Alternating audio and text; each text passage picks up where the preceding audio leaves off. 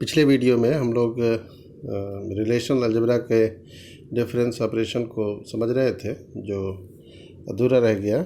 इसमें हम लोग उसको पूरा समझ लेते हैं। हम लोग ये समझे थे कि डिफरेंस निकालना है P में से Q का, R is equal to P minus Q। तो P माइनस Q में क्या होता है कि Q का जो एलिमेंट P में प्रेजेंट होता है उसको हम लोग P में से कट कर देते हैं। A1 B1 C1 और A4 B4 C4 Q में भी है और P में भी है। तो हमने क्या किया, इसको यहाँ पर काट दिया। A1 B1 C1 A4 B4 C4 P में से कट गया, बच गया A3 B3 C3 और A6 B6 C6। यही रिज़ल्ट में आ गया R इज इक्वल टू, इसमें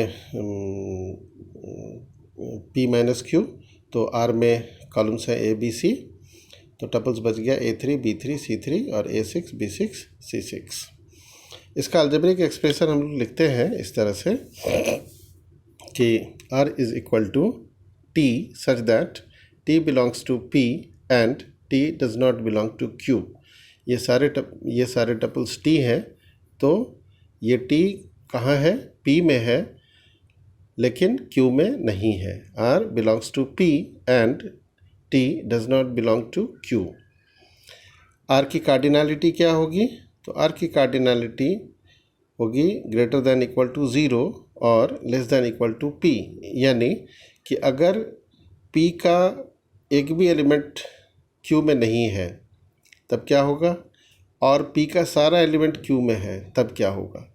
यदि P का सारा एलिमेंट Q में है तो इसका सारा एलिमेंट कट जाएगा P में से, तो बच जाएगा कितना? 0। इसलिए ये R की मिनिमम कार्डिनलिटी होगी। यदि P का एक भी एलिमेंट Q में नहीं होगा तो R की कार्डिनलिटी कितनी होगी? P के बराबर। क्लियर? तो ये डिफरेंस हो गया। अब हम लोग समझेंगे क्रॉस प्रोडक्ट या कार्टेशियन प्रोडक्ट। क्रॉस प्रोडक्ट एक तरह से गुना है, मल्टीप्लिकेशन। तो हम लोग अलजेब्रा में इसको समझने के पहले समझ लेते हैं। अलजेब्रा में पढ़े हैं ये मल्टीप्लिकेशन AB इंटू XY। तो इसको हम लोग कैसे सॉल्व करते हैं? AX AY फिर BX और BY। AX AY BX BY। अब अगर हम ये दो ऑपरेंड रिलेशन है P, दूसरा ऑपरेंड रिलेशन है Q। P में है एम्प्लॉय आईडी और एम्प्लॉय नेम, जबकि Q में है प्रोजेक्ट आईडी और प्रोजेक्ट नेम। ये दो ऑपरेंड रिलेशंस हैं हमारे। इन्हीं दोनों का हम लोगों को क्रॉस प्रोडक्ट या कार्टेशियन प्रोडक्ट निकालना है। अब अभी अगर हम सिर्फ दो टपल्स की बात करें तो इसको हम A से रिप्रेजेंट कर सकते हैं और इसको B से रिप्रेजेंट कर सकते हैं, जबकि इसके एक टपल को X से रिप्रेजेंट करते हैं, दूसरे टपल को Y से रिप्रेजेंट करते हैं। तो क्या होगा? AX AY, उसी तरह से BX और BY। कहने का मतलब ये है कि जब हम दो टेबल का क्रॉस प्रोडक्ट निकालेंगे तो एक टेबल का प्रत्येक टपल दूसरे टेबल के प्रत्येक टपल से कनकैटिनेट कर जाएगा। जैसे यहाँ होगा A concatenates with X, A concatenates with Y, B concatenates with X, B concatenates with Y। यानी 101 RAM will concatenate with P1 DBMS as well as with P2 OS, right. तो इस तरह से ये रिज़ल्ट हमारा तैयार होता है। ये रिजल्टेंट टेबल है R। इसमें एट्रीब्यूट्स क्या सब होंगे? P dot employ ID, P dot E name, Q dot P I D और Q डॉट पी नेम। यहाँ डॉट के पहले क्या है? तो टेबल का नाम। चूँकि यहाँ पर इस टेबल में दो टेबल से डेटा आ रहा है, इसलिए इसका डिस्टिंक्शन के लिए डॉट के पहले P का नाम, डॉट के बाद एट्रीब्यूट का नाम यानी कॉलम का नाम। तो ये पता चलता है कि ये ई आई डी P टेबल का है, ई नेम P टेबल का है, P I D Q table का है और पी नेम Q टेबल का है।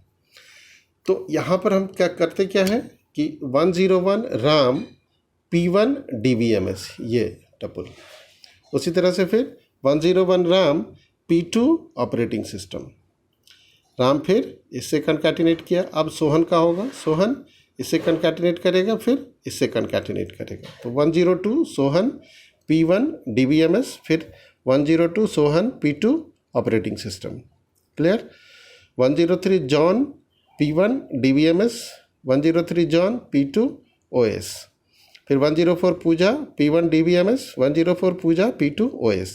अगर सपोज इसमें तीसरा भी टपल होता P3 मल्टीमीडिया, तो ये 101 तीन टपल से कनकैटिनेट करता है, यानी इन दो टपल्स के अलावा फिर हम यहाँ लिखते 101 राम P3 मल्टीमीडिया। फिर उसी तरह सोहन भी 102 भी 3 बार होता, 103 भी 3 बार होता। यानी अगर हम देखें तो इसमें 4 टपल है, इसमें 2 टपल है, तो रिजल्टेंट में टोटल 8 टपल्स हो गया, 4 दूनी 8। इसी तरह अगर इसमें 10 टपल्स होता, इसमें 5 टपल्स होता, तो 10 5 जा 50, रिजल्ट में 50 टपल्स होता। अंडरस्टूड? बहुत सिंपल है। तो असल में ये ऑपरेशन हम लोग करते क्यों हैं? देखें, रिलेशनल डेटाबेस में हम एक ही ऑब्जेक्ट के एक तरह के इंफॉर्मेशन को एक टेबल में रखते हैं, दूसरे तरह के इंफॉर्मेशन को दूसरे टेबल में रखते हैं। जैसे एम्प्लॉय का अगर हम बात करें तो एक टेबल में एम्प्लॉय का पर्सनल इन्फॉर्मेशन, दूसरे टेबल में एम्प्लॉय का सैलरी इन्फॉर्मेशन। वैसे यहाँ पर है एक टेबल में एम्प्लॉय का नाम और उसका आईडी, दूसरे टेबल में प्रोजेक्ट और प्रोजेक्ट नेम। अगर क्वेश्चन ये हो कि which employee works on which project, तो फिर वहाँ पर हमको क्या करना होगा, 2 टेबल्स को ज्वाइन करना पड़ेगा, मिक्स करना पड़ेगा। ठीक है? तो उसके बगैर कंप्यूटर क्वेरी कर नहीं पाएगा।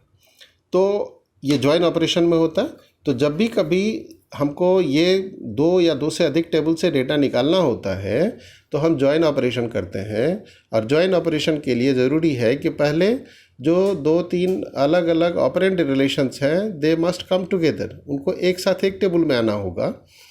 तो उसी के लिए ये कार्टेशियन प्रोडक्ट किया जाता है। ये 2 टेबल अलग अलग हैं, दोनों मर्ज होकर एक टेबल में हो गया। ऑफ कोर्स ये वर्चुअल मेमोरी में बनता है, इंटरमीडिएट टेबल है ये। ऑपरेशन समाप्त होने के बाद ज्वाइन जैसे अगर हम करते हैं तो ज्वाइन ऑपरेशन के बाद क्या हो जाएगा, ये टेबल अपने आप वाइप आउट हो जाएगा। And also it is not visible to the user, it is done inside the processing, right? It is constructed in virtual memory. तो ये कार्टेशियन प्रोडक्ट है। अब इसका अलजेब्रिक एक्सप्रेशन अगर हम देखें तो ये इसका अलजेब्रिक एक्सप्रेशन है।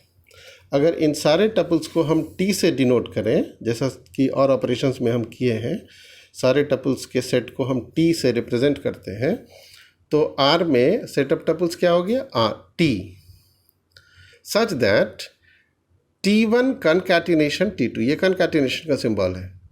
तो टी क्या है, तो T1 और T2 का कनकैटिनेशन है। इनके टपल्स को हम अगर T1 से डिनोट करें, इनके टपल्स को अगर हम T2 से डिनोट करें, तो क्या है, T1 concatenation T2, T1 concatenation T2। तो वही बात यहाँ दिख रहा है, R बराबर T such that T1 concatenation T2 and T1 belongs to P and T2 belongs to Q। Clear? T1 कहाँ से आया, P से, और T2 कहाँ से आया, Q से। तो R बराबर, R की कार्डिनलिटी कितनी होगी, cardinality of R will be cardinality of P into cardinality of Q। उसी तरह से degree of R is equal two degree of P plus degree of Q। यहाँ देखें, ये 2 डिग्री टेबल है, ये भी 2 डिग्री टेबल है, तो रिजल्टेंट टेबल R में क्या हुआ, इसका डिग्री प्लस इसका डिग्री, 4 डिग्री टेबल ये हो गया। क्लियर? तो कार्टेशियन प्रोडक्ट में हम क्या करेंगे, 2 टेबल को क्या करते हैं, क्रॉस करते हैं। तो क्या होता है, एक टेबल का दूसरे टेबल के टपल के साथ, एक टेबल के टपल्स दूसरे टेबल के सारे टपल्स के साथ कनकैटिनेट करता है। क्लियर? ये हो गया कार्टेशियन प्रोडक्ट। अब हम लोग समझते हैं डिवीज़न। डिवीज़न में ये डिविडेंड है और ये डिवाइज़र है, यानी ये 2 टेबल हैं, एक P और दूसरा Q। अभी इनको हम लोग नहीं देखेंगे, नीचे वाले को नहीं देखेंगे, नीचे वाले टेबल्स को नहीं देखते। तो ये है P और ये है Q, हमें डिवीज़न करना है। डिवीज़न के लिए ये प्री रिक्विजिट है कि Q should be the subset of P। अगर Q में B C होता तो ये डिवीज़न ऑपरेशन नहीं होता, या Q में सिर्फ C होता और यहाँ AB होता तो भी डिवीज़न ऑपरेशन नहीं होता। तो निश्चित रूप से divider should be the subset of divisor should be the subset of dividend. तो अब ये ऑपरेशन इसमें होगा, तो हम लोग इसको यहाँ समझें कि R is equal to P divided by Q। This can also be written as this P बटा Q। तो हम P की जगह क्या लिख सकते हैं, AB P का एट्रीब्यूट है और B Q का एट्रीब्यूट है। तो ये B और B कट जाएगा, बच जाएगा A, यानी रिजल्टेंट टेबल में हमारे पास एक एट्रीब्यूट होगा, वो होगा A। अब इसका रिजल्ट कैसे निकालेंगे, कैसे इसमें टपल्स आएगा R में। तो हम यहाँ देखते हैं कि यहाँ पर टपल्स है B1 और B2। B 1 डिग्री टेबल है यहाँ, तो 2 टपल्स हैं B1 और B2। अब हमको ये देखना है कि P टेबल के A के किस किस वैल्यू के साथ B1 और B2 दोनों है। तो A1 के साथ B1 है, A1 के साथ B2 है, A2। तो इसको हम क्या करेंगे, एक A1 को रिज़ल्ट में लिख देंगे, यहाँ लिख दिया A1। अब देखेंगे A2 में सिर्फ A2 के साथ सिर्फ B1 है, A3 के साथ B2 है, इन दोनों को छोड़ देंगे। फिर A4 के साथ B2 है, B1 नहीं है, फिर A4 को भी छोड़ देंगे यहीं पर। A5 के साथ B1 भी है, A5 के साथ B2 भी है, इसको ले लेंगे। तो रिज़ल्ट में क्या आ गया, A5। क्लियर। फिर से एक बार, B में B1 और B2 2 टपल्स हैं, तो हम देखेंगे ये कि A के किस किस वैल्यू के साथ B1 और B2 है। तो ये A1 के साथ है, A1 के साथ B1, A1 के साथ B2, और A5 के साथ B1, A5 के साथ B2। तो ये रिज़ल्ट में आ गया। अब दूसरा केस मानते हैं। दूसरा केस यह है कि B में एक ही टपल है B1। तो रिज़ल्ट में क्या क्या होगा, रिज़ल्ट में होगा A के जिस जिस वैल्यू के साथ B1 है, सिर्फ यहाँ B1 को हमको कंसिडर करना है, जिस जिस वैल्यू के साथ B1 है उसको रिज़ल्ट में लिख देंगे। तो यहाँ हम क्या देखते हैं, A1 के साथ B1 है, A2 के साथ B2 है, तो A1 भी आ गया और A2 भी आ गया। उसी तरह से A3 के साथ सिर्फ B2 है, A3 को छोड़ देंगे। A4 के साथ B2 है, उसको भी छोड़ देंगे। A5 के साथ B1 है, तो यहाँ रिज़ल्ट में लिख दिया A5। क्लियर। तीसरा केस है कि B में एक भी टपल नहीं है, यानी एम्प्टी सेट है। तो ऐसे केस में क्या होगा, A के सारे वैल्यूज़ को यहाँ हम लिख देंगे। तो यहाँ क्या किए हम लोग, A1, A2, A3, A4 and A5, ये सारे वैल्यूज़ एक आ गए, A1, A2, A3, A4 and A5। चौथा केस है कि रिलेशन B में 3 टपल्स हैं, B1, B2 और B3। तो यहाँ इसको हम लोग ऐसे देखें कि B1, B2, B3 किस किस के साथ है। A1 के साथ भी नहीं है, A2 के साथ भी नहीं है, A3 के किसी के साथ नहीं है, B1, B2, B3 तीनों। तो ये क्या हो जाएगा, result table R empty set हो जाएगा, A में एक भी टपल नहीं होगा। अंडरस्टूड। तो ये हो गया डिवीज़न।